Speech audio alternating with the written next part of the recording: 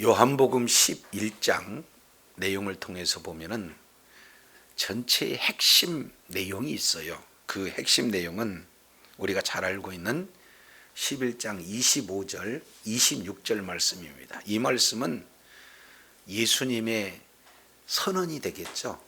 요한복음에 7번 나는 뭐뭇이다 이렇게 선언하는, 나는 빛이다, 그리고 나는 생명의 떡이다, 그리고 나는 양의 문이다, 이렇게 계속해서 우리 주님께서는 선언을 해왔는데 이번 5번째 선언이 되어져요. 그래서 25절 내용을 보면은 나는 부활이요 나는 생명이다, 이 말씀을 선언하고 계시죠. 근데 이 선언 앞에 이어서 말씀하시는 내용이 그러한 나를 믿는 자는 죽어도 살겠고 무릇 살아서 나를 믿는 자는 영원히 죽지 아니하리라. 이것을 내가 믿느냐, 이 메시지가 이제는 요한복음 11장 전체 핵심 주제가 되어집니다. 그래서 이 말씀을 중심으로 전후가 이렇게 연결이 되어져요. 그래서 이 요한복음 11장 전체 우리가 구조를 살펴보면 하나님의 의도가 선명하게 이렇게 드러나게 되어지죠. 그래서 이 나는 부활이요 생명이다는 이 말씀이 가장 중심으로 진행이 되고 있고, 그리고 전후로 잘 이렇게 감싸고 있는 그런 구조가 히브리인들이 즐겨 사용하고 있는 문장 구조인 키아즘 구조, 그렇게 해요. 그러니까 그들은요 가장 중요한 것을 어디에 두냐면 중심에 두고 있는 것을 보게 되어져요. 잠깐 구조를 살펴보면은 이 내용 23절부터 27절까지 이 예수님의 선언, 이 내용이 어떤 내용이냐, 나는 부활이요 생명이다 하는 이 말씀을 중심으로 감싸고 있는 내용이 앞에 20절부터 22절까지 마르다의 믿음의 소개가 되고 있고, 그리고 뒤에 28절부터 32절까지 내용을 보면은 마리아의 믿음에 대해서 소개하고 있어요. 그러니까 나는 부활이요 생명이니 이 말씀을 우리 주님은 전하기 위해서 이 말씀에 대해서 마르다는 부활에 대한 어떤 믿음을 가지고 있을까? 그리고 또 마리아는 어떤 믿음을 고백되었을까? 이 내용을 가지고 점검을 해보고 있는 거예요. 왜 그럴까요? 더 외곽으로 감싸고 있는 내용이 1장 19절 1절부터 19절까지 내용으로 보면은 나사로의 죽음에 대한 기록이 소개가 되고 있습니다. 그런데 그 나사로가 나는 부활이요 나는 생명이다 라는 이 사실을 믿는 믿음을 갖게 되어지면 나사로가 죽었다 할지라도 살아난다, 지금 부활한다, 나사로에게 생명이 주어진다, 이런 사실을 나사로의 부활을 통해서 현재 있는 마르다와 마리아 그리고 주변에 있는 유대인들 뿐만 아니라 오늘날 저와 여러분이 나는 부활이요 생명이 되시는 예수 그리스도를 믿는 믿음을 가지면 지금 부활을 온전히 누리며 다시 오실 그때도 우리가 어떤 상태가 됐다 할지라도 반드시 부활하여 하나님의 영광 가운데 거하게 된다는 내용을 오늘 주님께서 말씀하고 계세요. 그래서 이 말씀을 우리가 근거해서 오늘 나는 부활이요 생명이니 라는 제목으로 은혜를 나누고자 합니다. 이제 우리가 지난 시간 1절부터 19절 내용에 대해서 17절까지 간단하게 이렇게 살펴봤습니다. 자, 이제 나사로가 지금 죽어가고 있는 그런 상황에 머지않는 곳에 요단 동편의 베단이라는 지역에 예수님께서 잠시 머물러 복음을 증거하고 있는데 한 40km 떨어져 있는 베단이라는 이름을 같이 쓰는 그런 어떤 장소에 지금 살고 있는 나사로가 죽어가고 있는 거예요. 그래서 급히 사람을 보내가지고는 예수님이 사랑하시는 나사로가 죽어가고 있어요 하고 지금 오셔서 좀 고쳐주셨으면 하는 그런 마음을 전하게 되는데, 이게 웬일입니까? 예수님께서는요 그 소식을 분명히 들으시고 이해할 수 없는 말씀을 하셔요. 나사로는 죽을 병이 아니다. 이 나사로를 통해서 아버지 하나님께서 영광을 받으시고 동시에 그 아들 예수 그리스도께서 영광을 얻으실 내용이다, 이렇게 말씀하면서 가는 것이 아니라 이틀을 거기서 더 머무르실 거예요. 그러다가 이제는 예수님께서 때가 됐어요. 그래서 나사로가 본문 전체 흐름을 이렇게 살펴보게 되면은 나사로가 마치 죽기를 기다리고 또 죽을 뿐만 아니라 썩어서 냄새가 나는 그런 시간을 기다린 듯한 그런 내용을 가지고 찾아오시는 그런 어떤 장면이 오늘 본문에 소개가 되고 있습니다. 자, 17절 내용을 보니까 예수께서 와서 보시니, 그러니까 여기서 와서 보시니 나사로가 무덤에 있는지 이미 며칠이 지났습니까? 나흘이 지났다. 그러면은 여기서 나흘이다라고 하는 이 기간은 유대인들의 그 의식 속에서 나흘, 이 내용을 통해서 보면 조금 더 구체적으로 볼 수가 있어요. 자, 죽은 지 3일 정도 되면은 분리된 영혼이 그 시체 주변을 떠돌다가 이렇게 들어올 수 있는 기간을 그들이 생각하고 있을 때는 3일이에요. 그리고 이제 4일이면 이미 완전히 이렇게 떠나서 이제는 더 이상 살아날 가능성이 없는 그런 기간을 4일 그럽니다.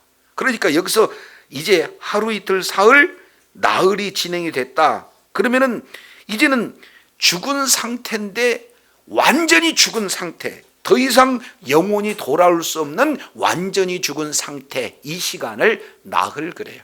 그러니까 주변의 모든 사람들은 살아날 가능성과 소망을 두지 못하는 시간, 이 시간이 지체된 이후에 우리 주님께서 찾아오셔서 보고 계시는 겁니다. 자, 와서 보니까 이미 죽은 지 나흘이 되었고, 그리고 18절 내용을 보니까 이제 주변 사람들이 계속해 와서 위로하는 장면이 소개되고 있어요.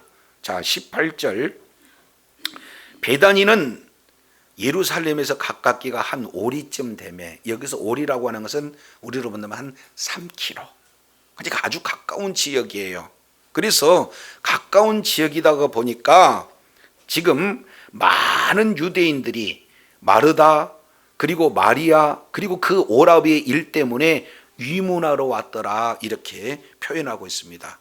그래서 많은 사람들이 지금 북적거리고 있는 그런 상황 속에 예수님께서 지금 찾아오신 거예요. 그런데 이 소식이 마르다에게 지금 들려졌죠. 그랬을 때 20절 내용을 보니까 예수님의 소식을 들은 두 지금 자매의 반응이 소개가 되고 있어요. 20절 보니까 마르다는 예수께서 오신다는 말을 듣고 곧 나가 맞이하되, 이렇게 말씀하고 있어요. 지금 마르다가 즉각적으로 맞이해서 가는 그런 장면, 이렇게 됩니다. 근데 같은 자매다 할지라도 마리아는 그냥 집에서 앉았다, 이렇게 표현합니다.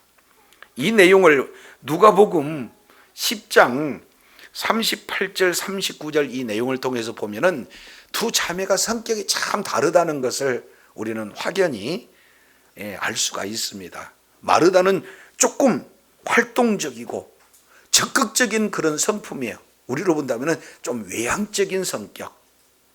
반면 마르다는 좀 사색적이고 그리고 헌신적인 그런 어떤 모습, 우리로 본다면 내성적인 그런 어떤 성품의 소유자입니다.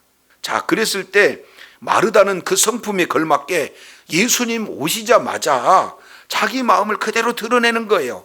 21절, 마르다가 예수께 여짜오되 주께서 여기 계셨더라면 내 오라비가 죽지 아니었겠나이다 이렇게 말씀하고 있어요.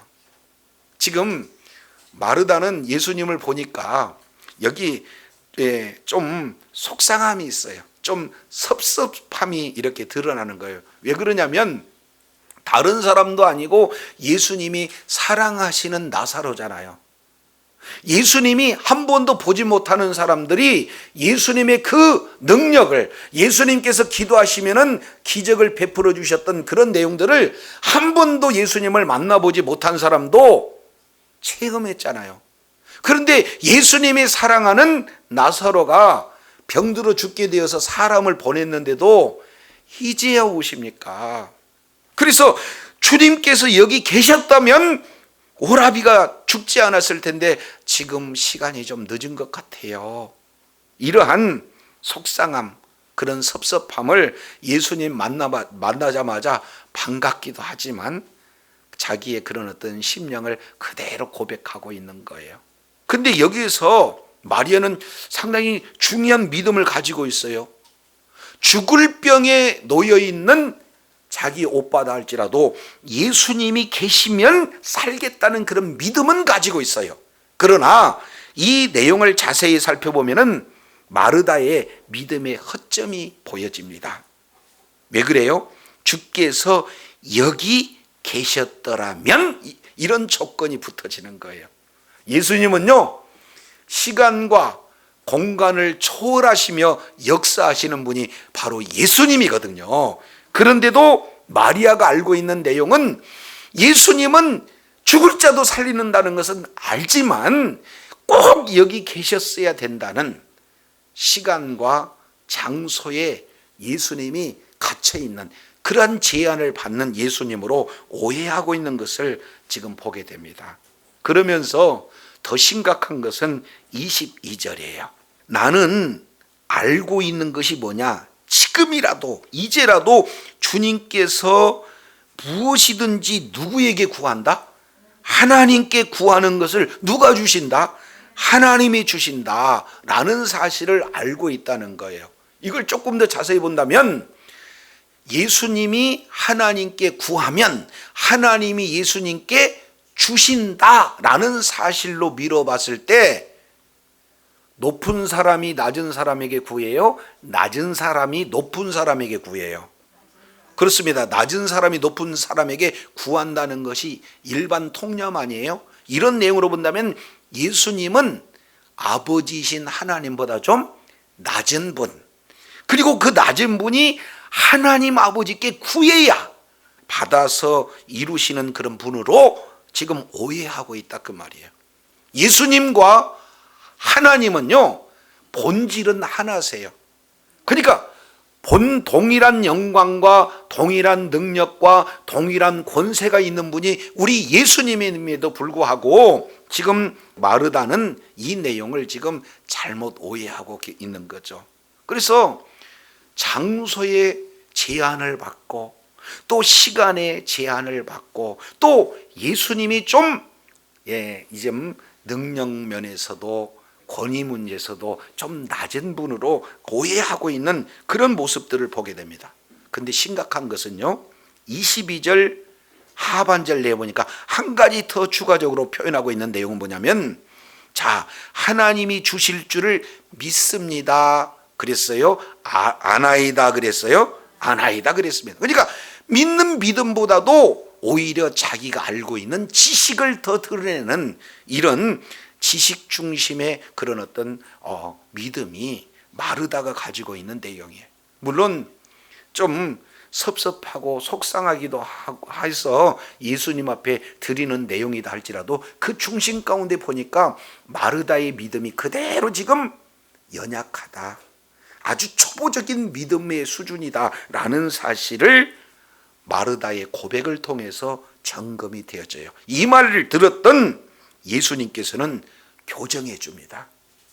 그래서 아니다, 하나님께서, 자 23절 내용을 보면 예수께서 이르시되 내 오라비가 다시 살아나리라.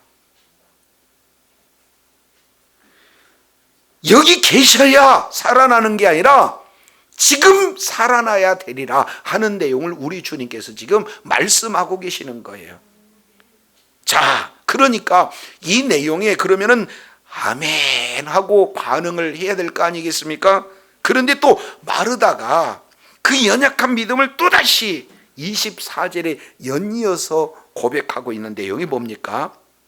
마르다가 이르되 마지막 날 부활 때에는 다시 살아날 줄을 내가 믿습니다. 아나이다.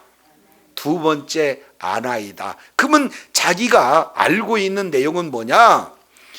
예수님은 지금 내 오라비가 다시 살아난다 라고 말씀하는데 그 내용을 오히려 아니 제가 아는 것은 지금이 아니고 마지막 날 부활하는 거 내가 알고 있어요. 지금 이렇게 얘기하고 있어요.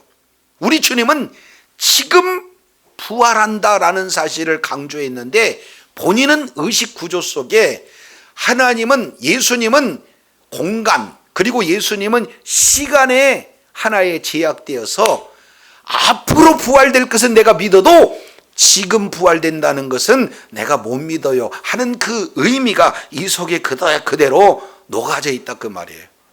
이것이 사실은요 저와 여러분의 믿음일 수 있어요.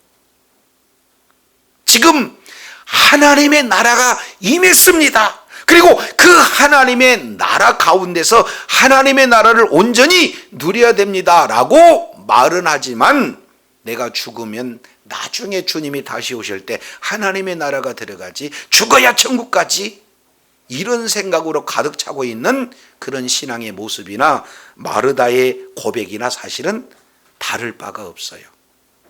저와 여러분 역시 마찬가지로 예수님이 다시 오실 때 반드시 부활될 거야 라는 사실을 믿는 믿음을 고백하는 자들은 많아도 지금 내가 부활되는 부활의 생명으로 살아간다는 이런 내용을 확실히 소유한 자가 사실은 많지 않거든요.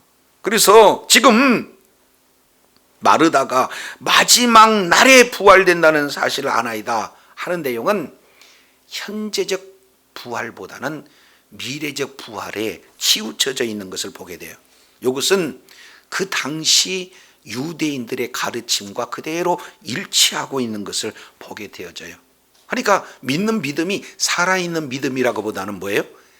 지식적인 그런 어떤 부분으로 가득 차 있는 그런 어떤 내용이에요. 자, 마르다는 어땠습니까? 누가복음 10장 이 내용을 통해서 보면은 예수님을요 아주 사랑한 자예요. 그리고 예수님이 오실 때마다 섬기는 그런 어떤 일에 아주 빨랐고 솔선수범했던 자가 마르다였어요. 그렇게 예수님도 알고 예수님과도 친밀하고 예수님을 위해서 헌신하고 또 예수님에 대한 말씀을 믿는 믿음을 가졌다 할지만 이렇게 잘못 아주 기초적인 그런 어떤 믿음의 수준에 머물러 있는 그런 어떤 모습들을 보게 되어지죠. 자, 그랬을 때 우리 주님께서 아주 중요한 그런 말씀을 선언하심으로 이제 마르다가 가지고 있는 그 신앙을 교정하시는 장면이 25절이에요. 자, 25절 예수께서 이르시되 나는 부활이요 생명이니 나를 믿는 자는 죽어도 살겠고 무릇 살아서 나를 믿는 자는 영원히 죽지 아니하리라. 이것을 내가 믿느냐? 우리 주님께서 지금 말씀하고 있어요. 압니다. 아는 것으로 지금 부활의 생명을 누릴 수가 없다. 믿어야 부활의 생명을 누릴 수가 있다. 내가 이것을 믿느냐 해서 이것은 뭐가 됩니까? 예수님이 나는 부활이다. 나는 생명이다. 이런 사실을 지금 네가 믿느냐? 이 부분에 대한 질문을 하고 있어요. 오늘 저와 여러분에게 이 말씀을 우리 주님이 선언하고 있다는 사실을 기억하시기 바랍니다. 자, 나는 누구다? 부활이요 생명이다. 예수님은 내가 메시아다라는 선언을 지금 7번 내용 중에 5번째 지금 선언하고 있어요. 이것을 계속해서 우리가 말씀 나눴듯이 에고 에이미, 하나님만이 사용할 수 있는 이 용어를 5번째 지금 기록하고 있어요. 나는 부활이다. 나는 생명이다. 근데 원문 내용을 통해서 보면은요, 여기에 두 가지 아주 핵심적인 내용을 지금 설명해야 됩니다. 왜 그러냐면 나는 부활이요 라고 하는 것이 현재형입니다. 그러니까 이걸 그대로 이제 직역한다면 나는 현재 부활인 것이다. 그리고 두 번째, 나는 현재 생명이다 라는 사실을 우리 주님이 선언하고 계세요. 아멘이십니까? 우리 주님은 현재 부활의 근본이 되시고, 그리고 자신도 부활할 뿐만 아니라 모든 자들을 부활할 수 있는 부활 그 자체가 예수님이다, 나다라는 사실을 주님이 선언하고 계시는 거예요. 예수님은 자신도 살 뿐만 아니라 뭐예요? 다른 사람도 살려줄 수 있는 그 생명 자체다라는 사실을 말씀하고 있어요. 그런데 이걸 조금 더 한 단계 살펴보면요, 우리 성경에는 기록되어 있지 않지만 원문에는 정관사 여기 더가 포함이 되어 있어요. 해라고 그러죠. 나는 그 부활이다. 나는 현재 그 생명이다. 주님 말씀하고 있어요. 많은 자들이 부활이라고 얘기할 수 있고 많은 자들이 생명이라고 얘기할 수 있지만 그것은 거짓이고, 오로지 유일한 부활이 누구냐? 예수님이다. 유일한 생명이 바로 예수님이다라는 사실을 선언하고 있음을 깨달으시기를 바랍니다. 이걸 지금 마르다가 잘못 오해하고 있는 그런 상황 속에서 나는 부활이고 나는 생명이다. 현재적인 부활이고 현재적인 생명이다. 오직 유일한 부활이요 유일한 생명이 바로 나다라는 사실을 우리 주님이 선언하고 있어요. 그래서 그러한 나는 부활이요 생명이라는 나를 믿는 자는 죽어도 산다.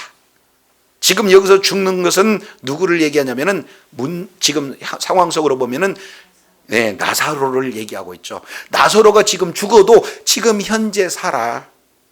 두 번째, 무릇 살아서 나를 믿는 자는 영원히 죽지 않는다. 여기서 영원히 죽지 않는다는 것은 나는 안 죽는다 그 얘기가 아니라, 여기서 죽는다는 것은 지옥불을 얘기하는 거예요.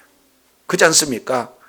죽음에는 세 가지 죽음이 있다라고 지난 시간 말씀을 나눴죠. 그래서 죽음은 소멸이 아니라 죽음은 분리를 얘기하는 거예요. 그래서 이제는 말씀을 이제 불순종함으로 말미암아 영혼이 하나님과 분리되는 것을 우리는 1차적 죽음, 이 내용을 아담을 통해서 우리가 살펴봤어요.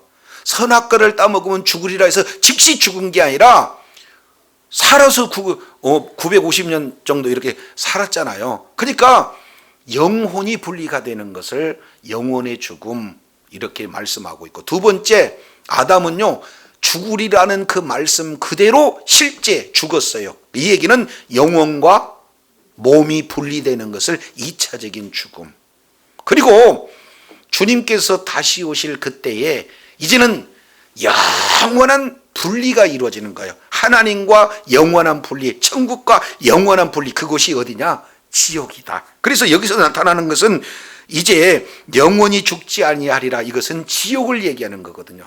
그러니까 예수님을 믿는 사람은 뭡니까? 지옥 가지 않는다, 이런 내용들을 말씀하고 있어요. 그러니까 여기서 무릇 살아서 하는 내용은 마르다, 마리아, 그리고 주변에 있는 유대인들 뿐만 아니라 저와 여러분이 살아서 예수를 믿는 믿음을 가지면은 영원히 지옥 가지 않는 줄로 깨달으시길 바랍니다. 그래서 믿음의 결단을 촉구하고 있어요.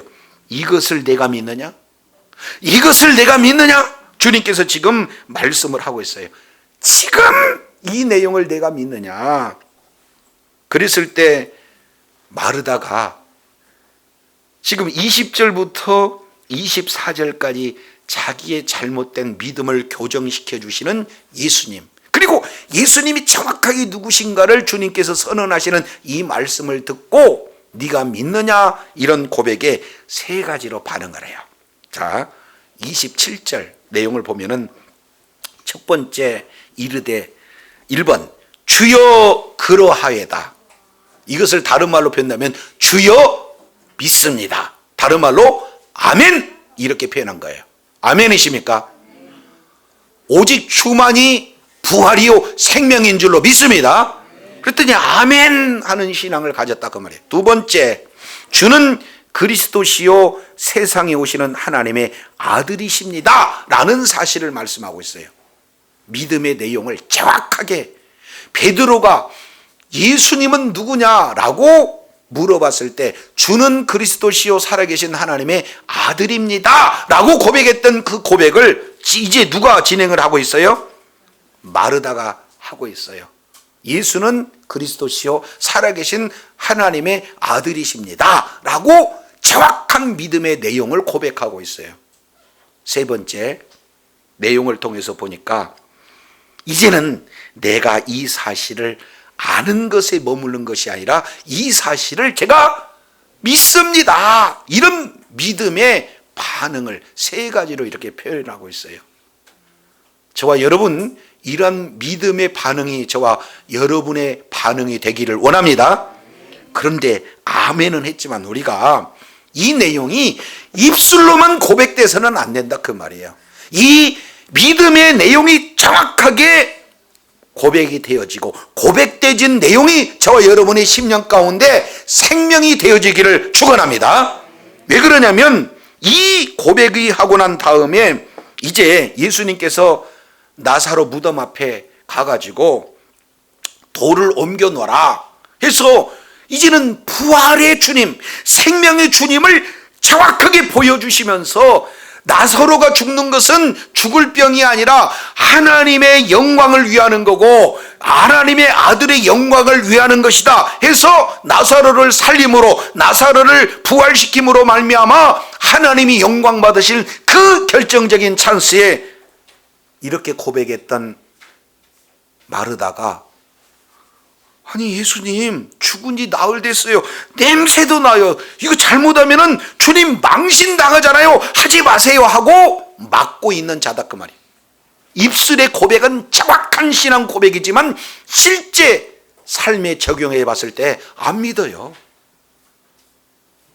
저와 여러분 지식에 치우치고 그리고 입술로만 고백되어지는 그런 초보적인 그런 어떤 신앙에 머무르는 어리석은 자가 아니라 믿음의 고백도 정확해야 되지만 그 믿는 믿음으로 삶 속에 적용할 수 있는 생명을 가진 신앙이 되어지기를 원합니다.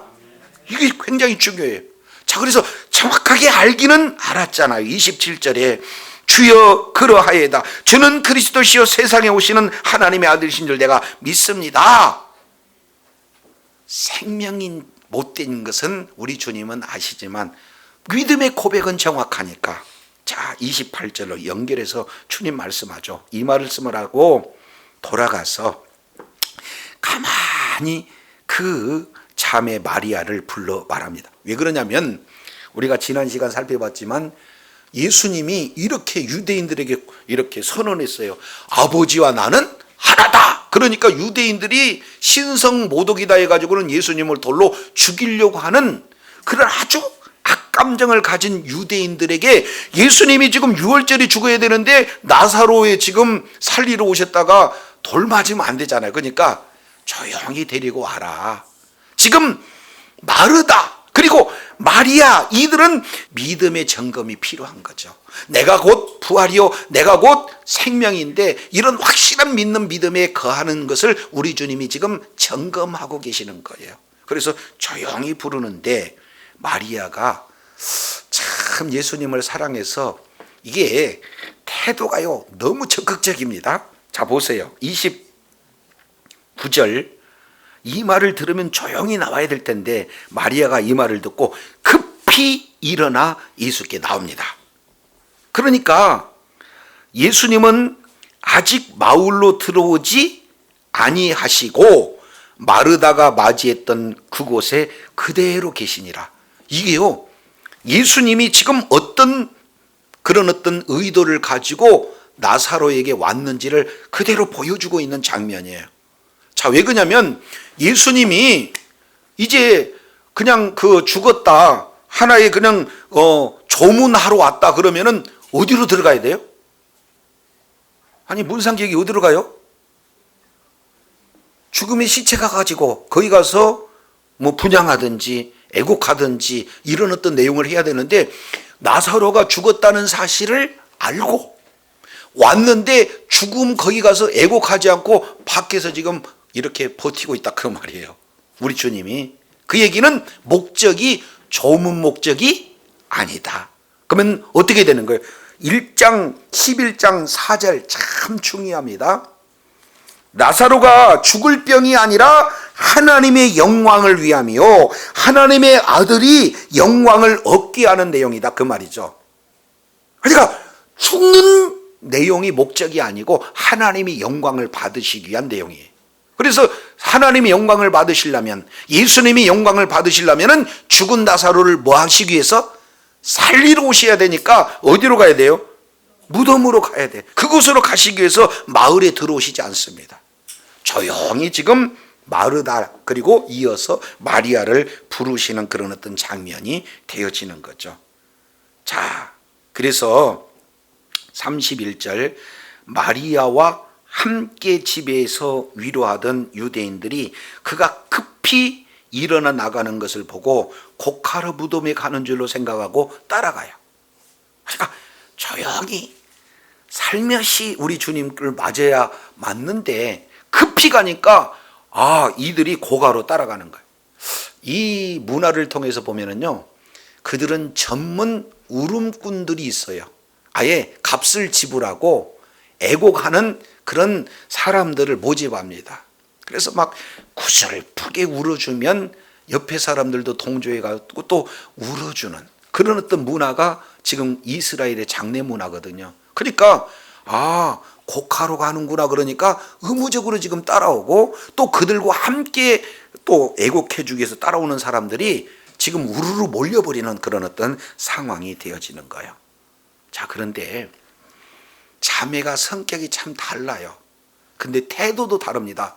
마르다는 그냥 나가자마자 예수님이 여기 계셨다면 내 오라비가 죽지 아니었겠나이다 이렇게 해서 섭섭한 마음을 그대로 쏘아버리는데, 그래도 마리아는요 달라요. 언니하고는 또 달라요. 32절 내용을 보니까 마리아가 예수 계신 곳에 가서, 갈 때도 어떻게 갔습니까? 급히 가서 1번 배엎고 그 발 아래 엎드러, 이렇게 표현했어요. 그 발 아래 엎드린다. 이 내용은요 사도행전 10장 25절 내용을 보면은 베드로를 맞았던 고넬료 가족을 보면은 최고의 경외를 하는 그런 표현이에요. 그러니까 발 아래 엎드렸다는 것. 그리고 발 아래 엎드렸다 이 내용은 예배자로, 예수님은 예배 받으실 분으로 지금 알고 있는 그런 어떤 내용이에요. 마리아는 언니하고 다르게 어떻게 돼요? 저분한테 예배 드려야 된다. 최고의 경외감으로 예배 드려야 할 존재다. 그래서 급히 가고 그 앞에 엎드려 지금 예배를 드리는 그런 어떤 모습이 되어지는 겁니다. 누가복음 10장 39절 이 내용을 통해서도 보면은요, 마르다는 몸에 배했어. 예수님이 오시기만 하면 그 무릎 앞에 딱 발 앞에 엎드려서 말씀을 듣는데 열중했던 자가 마리아입니다. 그리고 요한복음 12장 3절 내용을 통해서 보면은 예수님이 이제 죽으시기 바로 전에 향유 옥합을 깨서 이제 예수님에게 부어주실 때도 이제 예수님 앞에 이제 무릎을 꿇는 그런 어떤 모습이에요. 이 내용은 마리아 그러면은 아예 예수님 발 앞에 엎드리는 여인, 이 정도로 신앙의 태도가 참 귀한 그런 마리아의 내용인 것을 봐요. 저도 여러분도요 예수님에 대한 신앙의 태도가 바르기를 원합니다. 근데 문제는 신앙이 바르면 신앙의 내용도 바라야 되는데 태도는 바른데 내용을 봤더니 언니나 똑같아. 아니 언니는 예수님이 계속해서, 예수님은 예루살렘에 가실 때마다 어디를 거쳐야 하면 반드시 베다니를 거쳐서 예루살렘으로 가요. 매번 절기 때마다 예루살렘에 갈 때 베다니에 있는 이 나사로 집에 들렀다가 가신 것이다. 이게 공간복음에 여러 군데 나와요. 그러면 그럴 때마다 마르다는 어떻게든지 예수님을 잡수시게 하려고 섬기는 그 일에 집중했지만 마리아는 어떻게 됐습니까? 말씀에 집중했어요. 그러니까 예수님이 생각하고 있는 내용은 마르다보다는 마리아가 믿음이 좀 좋겠다, 이런 당연한 생각을 가질 거 아니에요? 그런데 태도가 달라요. 그러면 믿음의 내용도 달라야 되는데, 자 보세요. 오시고 난 다음에, 그 다음에 주께서 여기 계셨다면 내 오라비가 죽지 아니하겠나이다 라고 지금 말씀하고 있어요. 그 내용은 언니와 동생 마리아가 믿음의 내용이 다르지 않다는 것을 정확하게 보여주고 있다, 그 말이에요. 그들은 어떤 누구보다도 예수님을 가까이 했고, 예수님을 사랑하고, 예수님께 사랑을 받고, 예수님께 헌신하고, 예수님께 말씀을 더 많이 들었는데, 여전한 믿음은, 태도는 괜찮은데 내용은 여전히 그 자리에 있다는 사실을 주님이 정확하게 두 번째 확인하고 있는 장면이 된다, 그 말이죠. 저와 여러분, 주일 예배를 드릴 때 정말로 태도도 잘 해야 되지만, 정말로 우리 중심이 주님이 받으실 만한 예배가 돼야 될 줄로 믿습니다. 태도도 중요하지만 내용도 중요하잖아요. 자, 근데 더더욱 가관은요 33절이에요 33절, 예수께서 그가 우는 것과 또 함께 온 유대인들이 우는 것을 보시고 그랬습니다. 지금 예수님 앞에 이제 엎드려서 예수님에 대한 그 그리움, 그 사랑, 이런 어떤 내용을 잘 고백하는 그런 어떤 내용 속에, 내용이 예수님이 여기 계셨다면 해서 예수님을 하나의 장소에 제한된 그런 어떤 그런 분으로, 그리고 시간에 제한된 그런 어떤 분으로, 자기 의식 속에 제한된 분으로 잘못 오해하고 있는 그런 내용도 통분한데 와가지고 울고 있어요. 퍼질러 울고 있다, 그 말이에요. 그러니까 예수님이 그의 우는 거 봤습니다. 그리고 함께 온 유대인들이 우는 것을 봤어요. 그 우는 것을 보고 우리 주님의 마음은 어땠던가 두 가지로 지금 표현하고 있습니다. 33절 하반절 내용을 통해서 보니까, 첫째, 심령에 뭐를 여기시고? 비통히 여기시고. 비통히 여기신다는 것은요, 분노를 지금 속으로 삭히고 있는 거예요. 이걸 원문 내용으로 보면은요, 동물이 막 굉장히 분이 나면은 콧김을 훅훅 이렇게 겉으로 뭐 하는 거예요? 드러내는 그런 어떤 상황입니다. 콧숨을 거세게 쉬다라는 뜻이에요. 그러니까 겉으로 드러나지만 속으로 지금 막 분노하고 있는 내용들을 보게 되어져요. 두 번째, 불쌍히 여기사. 개역 성경은 민망히 여기사 이렇게 표현하죠. 여기서 원문 내용을 그대로 본다면요, 자기 자신을 뒤흔드는 거예요. 막 어찌할 수가 없어서 견딜 수 없는 그 분노감이 속에서 막 밀려나와요. 겉으로는 표현할 수가 없지만 속에서는 예수님이 이만큼 분내고 계신다는 사실을 두 단어로 이렇게 표현하고 계세요. 저와 여러분이 정말로 예수님이 누구신지는 바르게 모르고 겉으로 드러나는 외적인 내용만을 얘기하고 본질을 이해하지 못하는 불신앙적 요소를 가질 때 우리 주님께서는 이렇게 그냥 분을 내시고 있는 그런 어떤 상황이라는 것을 보게 되어져요. 그래서 더 이상 대화가 안 되잖아요. 그래서 우리 주님께서 물어봐요.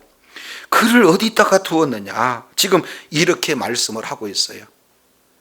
그를 어디다가 두었느냐? 근데 여기서 내용을 보면은 우리 주님의 시선을 잘 보시기 바랍니다. 바로 그를 어디에 두었느냐 하는 그 내용은 나사로가 이미 죽은 지 나흘이 되었고 냄새가 난 상태인데 많은 사람들을 그를 시체로 보잖아요. 시신으로 보잖아요. 근데 우리 주님은 시신이라고 표현하지 않고 그를 어디에 뒀냐, 그 얘기는 시신이라고 보는 거예요, 인격으로 보는 거예요? 그렇습니다. 인격으로 보는 거예요. 왜? 오신 목적 자체가 깨우러 오셨기 때문에. 사람들은 죽었다라고 판단하고 울고 부르짖지만 우리 주님은 자고 있는 상태예요. 그러니까 자고 있는 그 인격을 향해서 깨우러 오신 그런 어떤 내용이다, 그 말이죠. 그러니까 와서 보세요 그랬더니 35절 비로소 우리 주님께서 눈물 흘리시더라. 원문 내용으로 보면은 두 단어, 성경 전체 내용 속에서 가장 짧은 절, 근데 그 속에서 주님의 마음이 가장 압축적으로 잘 표현된 내용, 이 내용이 예수께서 눈물을 흘리시더라. 복음서 내용을 통해서 보면은 예수님이 3번 눈물을 흘리셔요. 누가복음 19장 44절 내용을 통해서 보면은 예루살렘 성을 보고 눈물을 흘리시고, 그리고 히브리서 5장 7절 내용을 보면은 겟세마네 동산에서 말할 수 없는 탄식으로 눈물을 흘리며 기도하는 모습을 말씀하고 있다면, 지금 이 요한복음에서 예수님이 눈물을 흘리시는 내용입니다. 우리 주님이 어떨 때 눈물을 흘리시고 어떨 때 이렇게 말할 수 없는 속에서 울분을 이렇게 터뜨리시는가 하는 내용은 딱 한 가지. 지금 예수님이 어떤 분인지 잘 알지도 못하면서 지금 울고 있는 마리아를 향해서 지금 울고 계시는 거고, 유대인들을 향해서 울고 있는 거예요. 유대인들은요, 예수 생명 없잖아요. 조금 있으면 그들은 지옥 가서 영원히 고통받을 수밖에 없는데, 오히려 그들을 향해서 주님은 울고 계시고, 믿음 없는 지금 마리아 그리고 마르다를 이게 보고 우리 주님께서 울고 계시는 거예요. 저와 여러분이 잘못된 믿음, 연약한 믿음, 그런 상태로만 머물러 있는 그런 내용이라면 저와 여러분을 보고도 우리 주님은 뭐 하실까요? 울고 계세요. 우리는 이 본문을 통해서 우리를 점검해야 할 필요가 있어요. 예수님이 지금 현재의 내 모습, 내 믿음을 통해서 보고 울고 계시는가, 우리의 모습을 보고 춤추며 기뻐하실 것인가, 이 내용을 점검하는 계기가 되어야 될 줄로 믿습니다. 예수님은 눈물을 흘리신다, 그 말이에요. 그랬더니 알도 모르는 반응이 36절에 2개로 나타나요. 유대인들이 말합니다. 보라, 그가 어떻게 사랑하였는가. 그러니까 예수님은요, 사랑한다는 표현을 계속해서 말씀하십니다. 11장 3절에 사랑하시는 이, 그리고 11장 내용을 통해서 보니까 5절에도 사랑하시는 이, 그리고 11절에 보니까 사랑하시는 이를 뭘로 보냐면은 친구. 그러니까 여기서 사랑하는, 사랑이라는 단어는 필리오라는 단어를 써서 가족적인 사랑으로, 예수님은 나사로를 가족처럼 생각하시고 친구처럼 생각하시고 사랑의 관계로 쭉 계속해서 진행해 왔어요. 그런데 죽은 날을 장례식을 이렇게 치르지 못하고 뒤늦게 와가지고는 서글퍼서 우는 예수님의 모습으로 착각하고, 그들은 어떻게 저렇게 사랑했는데 그럴까 하는 그런 반응을 보이고 있는 반면, 37절 내용을 보면은 이건 악의적 반응입니다. 아주 예수님을 조롱하고 있는 장면이죠. 37절 내용을 보니까 그 중에 어떤 이는 말하되 맹인의 눈을 뜨게 하는 한 이 사람이, 그 사람은 죽지 않을 수 없었더냐 하더라, 이렇게 표현하고 있어요. 자, 우리가 소경 이제 그런 치유의 그런 기적을 통해서 살펴봤어요. 소경이 이런 표현을 하잖아요. 창세 이후로 맹인을 눈뜨게 하는 자가 있었다 없었다? 없었다. 맹인을 눈뜨게 한 자는 유일하게 메시아만 가능하다. 이 내용을 이사야서 이제 34장 6절 7절 이 내용을 통해서 근거를 제시했다, 그 말이죠. 그러면은 그들은 예수님이 맹인을 눈을 뜨게 하는 메시아다라는 사실을 알고 있는데, 아니 메시아가 됐으면은 자기 사랑하는 자를 살려야지 왜 살리지 못해 하고 조롱하고 있다, 그 말이죠. 처음부터 1장 4절에 이 나사로는 죽을 병이 아니고 이 나사로를 통해서 하나님이 영광 받으셔야 된다, 예수님이 영광 받으셔야 된다, 이 내용을 말씀을 하시는데 이 내용을 못 알아들어요. 그래서 우리 주님이 찾아오셔가지고 나는 부활이요 나는 생명이다, 나를 믿는 자는 죽어도 살겠고 지금 살아서 믿는 자는 영원히 죽지 않는다, 이 사실을 너희가 믿느냐 라는 사실을 말씀했으면 이 말씀에 반응을 해야 되는데 이 내용을 하지 않고 퍼질러 지금 울고 있는 그런 어떤 상황이에요. 그러니까 우리 주님이 그 상황을 보고 뭐예요? 도리어 울어버린다라는 사실을 보게 되어져요. 예수님은 기쁨으로 놀라는 장면이 있습니다. 이 내용은 우리가 잘 알고 있지만 마태복음 8장 8절 이하 내용을 통해서 보면은 백부장의 믿음을 보고 우리 주님이 엄청나게 놀라고 기뻐하는 모습을 보이겠어요. 내가 이스라엘에 이만한 믿음을 보지 못하였노라. 그 내용은 어떤 내용입니까? 아니, 많은 사람들이 예수님에게 찾아와 가지고는 백부장이 참 좋은 일을 많이 하니까 저 백부장의 하인을 좀 이렇게 고쳐주셨으면 좋겠습니다. 그러면 그러자, 가자, 이렇게 얘기하는데 백부장이 와가지고는 우리 집에 오시는 것을 용납하지 못합니다. 왜 그러냐? 아니, 나도 하나의 수하에 불과합니다. 내 수하에게 이리 와 그러면 오고, 가 그러면 가고, 이거 해 그러면 하는데, 우리 주님께서 말씀만 하시면 될 텐데 뭐 거기까지 오실 필요가 있겠습니까? 말씀만 하시면 그 말씀은 시간을 초월하고, 그 말씀은 공간을 초월하고, 말씀은 살리는 능력이 있습니다. 생명이 있는 줄로 깨닫기를 바랍니다. 이런 믿음을 백부장이 고백했다 그 말이에요. 그런데 지금 예수님의 사랑하는 마르다 마리아, 이 내용은 여기 계셨으면 하고 공간에 자꾸 묶어놓잖아요. 마지막 날에 산다, 시간에 묶어놓잖아요. 지금 죽은 지 나흘이 돼가지고 썩었습니다, 자기 생각으로 갇혀놓잖아요. 이런 믿는 믿음을 가지고 예수님이 말씀하시는 그대로 믿지 못하고 울고 있는 그들을 향해서 오히려 주님이 울고 계세요. 저와 여러분, 예수님은 지금 부활이십니다. 우리 주님은 지금 생명이신 줄로 믿습니다. 지금 못 고쳐도 고치시는 거예요. 우리가 믿음만 떼어놓는다면. 지금 사업이 무너졌습니까? 우리 주님이 개입하시면 일어납니다. 우리 자녀가 문제가 됩니까? 하나님이 개입하시면 일어나게 됩니다. 왜 그래요? 예수님이 생명이세요. 예수님이 부활이십니다.